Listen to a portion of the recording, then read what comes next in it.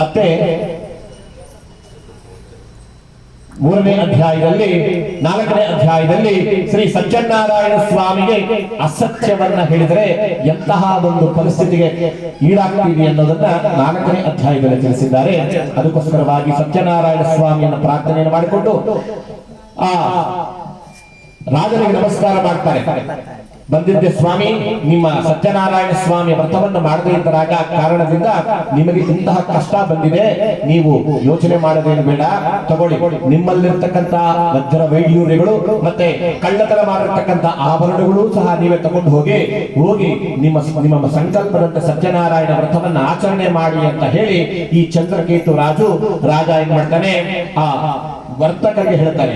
ಆಗ ಬಹಳ ಸಂತೋಷದಿಂದ ಅವರು ಕೊಟ್ಟಿರತಕ್ಕಂಥ ಆಭರಣಗಳನ್ನ ತೆಗೆದುಕೊಂಡು ವಸ್ತ್ರಾಭರಣಗಳಿಂದ ಅಲಂಕೃತಗೊಳಿಸಿ ಆ ಧನವನ್ನು ತೆಗೆದುಕೊಂಡು ನೇರವಾಗಿ ನದಿ ತೀರಕ್ಕೆ ಬರ್ತಾರೆ. ನದಿ ತೀರಕ್ಕೆ ಬಂದಿದ್ದೆ ನದಿ ತೀರದಲ್ಲಿ ಒಂದು ದೋಣಿಯನ್ನು ತೆಗೆದುಕೊಳ್ತಾರೆ. ಆ ದೋಣಿಯಲ್ಲಿ ಎಲ್ಲ ಆಭರಣಗಳನ್ನು ತುಂಬಿಸಿಕೊಂಡು ಇನ್ನೇನು ಪ್ರಯಾಣ ಮಾಡಬೇಕು. ಆ ಸಂದರ್ಭದಲ್ಲಿ ಮಹಾವಿಷ್ಣು ಈ ವರ್ತಕನ ಮನಸ್ಥಿತಿ ಹೇಗಿದೆ ನೋಡೋಣ ಅಂತ ಹೇಳಿ ಒಂದು ಸನ್ಯಾಸಿ ವೇಷವನ್ನು ಧರಿಸಿಕೊಂಡು ಬಂದಿದ್ದೆ ಆ ವರ್ತಕರ ಬಳಿಗೆ ಬರ್ತಾ ಇದ್ದಾರೆ. ಬಂದಿದ್ದೆ, ಸ್ವಾಮಿ ನಿಮ್ಮ ದೋಣಿಯಲ್ಲಿ ನನ್ನನ್ನು ಸಹ ಕರೆದುಕೊಂಡು ಹೋಗಿ ನನಗೊಂದು ಸಹಾಯ ಮಾಡಿ, ನಾವು ನಡೆಯೋಕ್ಕಾಗ್ತಾ ಇಲ್ಲ, ಮತ್ತೆ ದೋಣಿ ಸಿಗ್ತಿಲ್ಲ ಅಂತ ಹೇಳಿದಾಗ ಈ ವರ್ತಕ ಏನ್ ಮಾಡ್ತಾನೆ, ಇವನ್ಯಾರೋ ಕಳ್ಳನಿರಬಹುದು, ನಮ್ಮ ದೋಣಿಯಲ್ಲಿ ಇರ್ತಕ್ಕಂಥ ಆಭರಣಗಳನ್ನು ದೋಚಿಕೊಂಡು ಹೋಗೋದಕ್ಕೋಸ್ಕರವಾಗಿ ಬಂದಿರಬಹುದು. ಎಲೆ ಸನ್ಯಾಸಿ, ನಮ್ಮ ದೋಣಿಯಲ್ಲಿ ಸ್ಥಳವಿಲ್ಲ, ನೀವು ಬೇರೊಂದು ದೋಣಿಯಲ್ಲಿ ಬನ್ನಿ, ಆದರೆ ನಾನು ತಗೊಂಡು ಹೋಗ್ತಾ ಇರ್ತಕ್ಕಂಥದ್ದು ಎಲೆ ಬಳ್ಳಿಗಳು, ಈ ಎಲೆ ಬಳ್ಳಿಗಳು ನಮ್ಮಿಬ್ಬರಿಗೆ ಮಾತ್ರ ಸ್ಥಳವಿರುತ್ತೆ ನಮ್ಮ ದೋಣಿಯಲ್ಲಿ, ಇಲ್ಲವಾದ್ರೆ ಇದೆಲ್ಲ ನೀನೇನಾದ್ರೂ ಬಂದ್ರೆ ಇದೆಲ್ಲ ನೀರಿನ ಪಾಲಾಗ್ಬಿಡುತ್ತೆ, ಅದಕ್ಕೋಸ್ಕರವಾಗಿ ಬೇರೆ ದೋಣಿಯಲ್ಲಿ ಬಾ ಅಂತ ಹೇಳಿದ್ದೆ. ಅವರಿಗೆ ಅಸತ್ಯ ವಾಕ್ಯವನ್ನ ಹೇಳಿಬಿಡ್ತಾನೆ.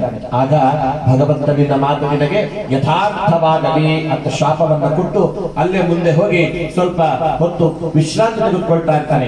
ಆ ಸಂದರ್ಭದಲ್ಲಿ ವರ್ತಕ ಹೇಳ್ತಾನೆ ಅಳಿಯಂದ್ರೆ ಇನ್ನೂ ಇಲ್ಲೇ ಇದ್ರೆ ಇನ್ಯಾರಾದ್ರೂ ಬಂದು ನಮಗೆ ತೊಂದರೆ ಕೊಡಬಹುದು, ನಡೀಲಿ ನಾವು ಪ್ರಯಾಣ ಮಾಡೋಣ ನಡೀಲಿ ಅಂತ ಹೇಳಿ ಪ್ರಯಾಣಕ್ಕೆ ಸಿದ್ಧರಾಗಿ ಹೊರಡ್ತಾ ಇದ್ದಾರೆ.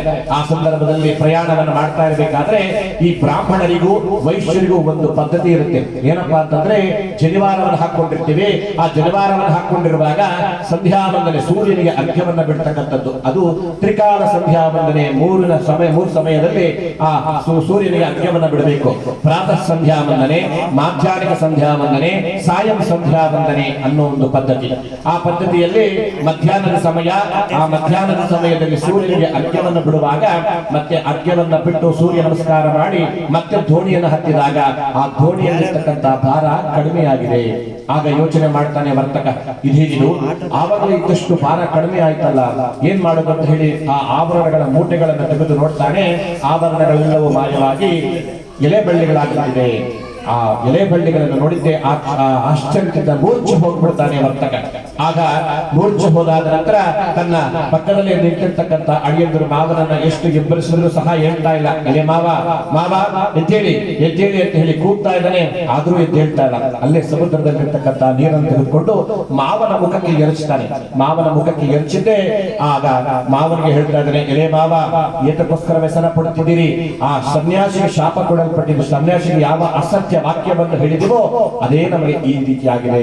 ಭಗವಂತನಾಗಿ ಬಂದಿರಬಹುದು, ಅವರೇ ಆ ಭಗವಂತ ನಮಗೆ ಶಾಪ ಕೊಟ್ಟಿದ್ದಾನೆ, ಬನ್ನಿ ಮತ್ತೆ ನಾವು ಹೋಗಿ ಆ ಪ್ರಾರ್ಥನೆಯನ್ನು ಮಾಡಿಕೊಳ್ಳೋಣ, ನಮ್ಮ ಅಪರಾಧವನ್ನು ಕ್ಷಮಿಸುವಂತ ಕೇಳಿಕೊಳ್ಳೋಣ ಅಂತ ಹೇಳಿ ಮತ್ತೆ ದೋಣಿಯನ್ನು ತಿರುಗಿಸಿಕೊಂಡು ಆ ಸನ್ಯಾಸಿ ಇರುವಂತ ಸ್ಥಳಕ್ಕೆ ಬರ್ತಾ ಇದ್ದಾರೆ. ಬಂದಿದ್ದೆ ಅಲ್ಲಿ ಸನ್ಯಾಸಿಗಳು ಕೂತಿರ್ತಾರೆ.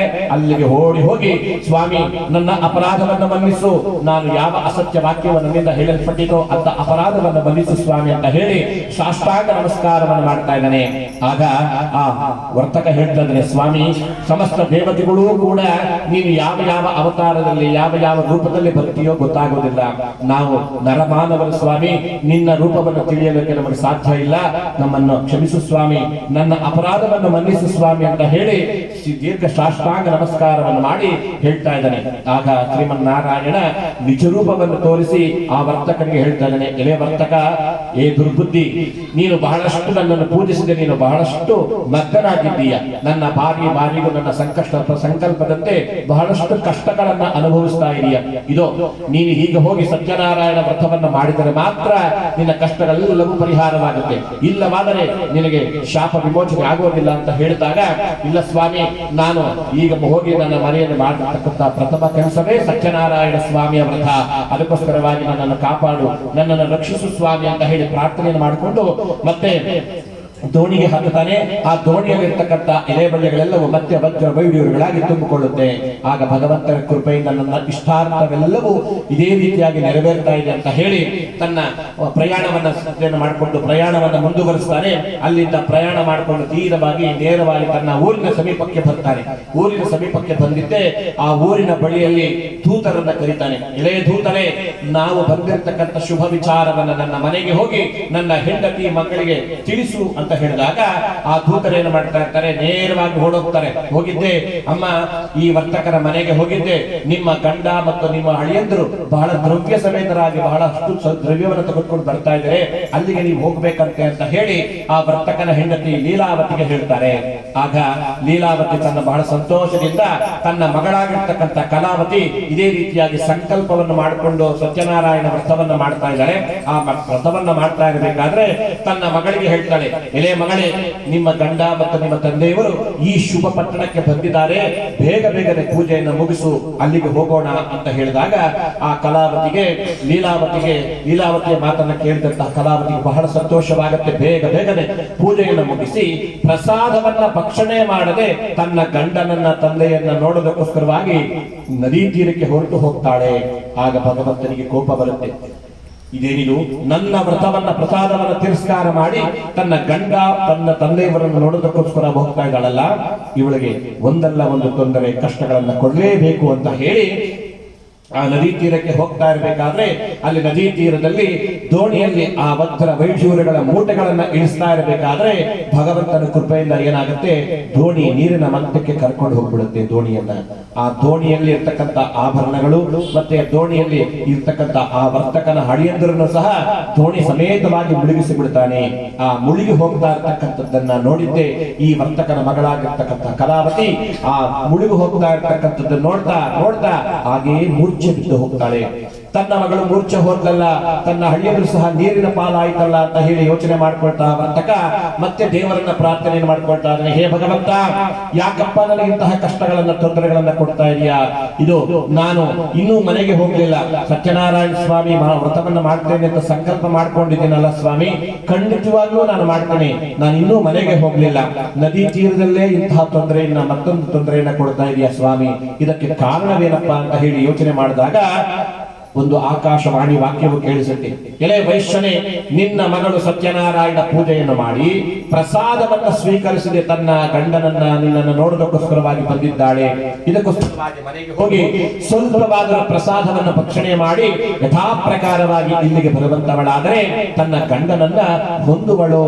ಈ ರೀತಿಯಾಗಿರ್ತಕ್ಕಂಥ ಆಕಾಶವಾಣಿ ವಾಕ್ಯವು ಕೇಳುತ್ತಿದ್ದಂತೆಯೇ ಅತಿ ತ್ವರೆಯಿಂದ ತನ್ನ ಮನೆಗೆ ಹೋಗಿ ತನ್ನ ಮನೆಯಲ್ಲಿ ಸತ್ಯನಾರಾಯಣ ಸ್ವಾಮಿ ಪ್ರದಕ್ಷಿಣಾ ನಮಸ್ಕಾರವನ್ನು ಮಾಡಿ ಪ್ರಸಾದವನ್ನು ಸ್ವೀಕರಿಸಿಕೊಂಡು ಯಥಾ ಪ್ರಕಾರವಾಗಿ ನದಿ ತೀರಕ್ಕೆ ಬರ್ತಾಳೆ. ಆಗ ಭಗವಂತನ ಕೃಪೆಯಿಂದ ಆ ಪ್ರಸಾದದ ದೆಸೆಯಿಂದಾಗಿ ಅದರಲ್ಲಿರ್ತಕ್ಕಂಥ ಆ ದೋಣಿಯೆಲ್ಲ ಸಮೇತವಾಗಿ ಹಡಗಿನಲ್ಲಿ ದೋಣಿಯಲ್ಲಿ ಇರ್ತಕ್ಕಂತಹ ವಜ್ರ ವೈಢೂರ್ಯಗಳ ಮೂಟೆಗಳು ಆ ವರ್ತಕನ ಹಳಿಯಂದರು ಸಹ ದೃಷ್ಟಿಗೆ ಗೋಚರವಾಗುತ್ತೆ.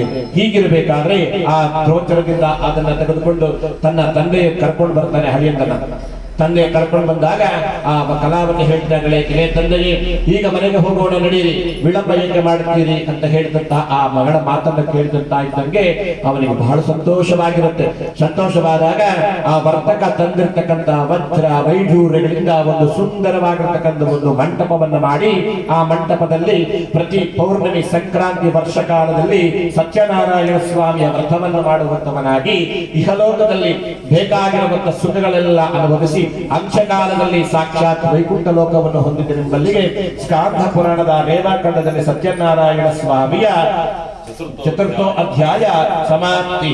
ಜಯ ಸತ್ಯನಾರಾಯಣ ಜಯ ಸತ್ಯ ಭಾಮೇಶ ಜಯ ಸತ್ಯ ಗಣಪತಿಯ ಜಯತು ವೀರ ವೆಂಕಟ ಸತ್ಯನಾರಾಯಣ ಸ್ವಾಮಿನೇ ನಮೋ ನಮಃ.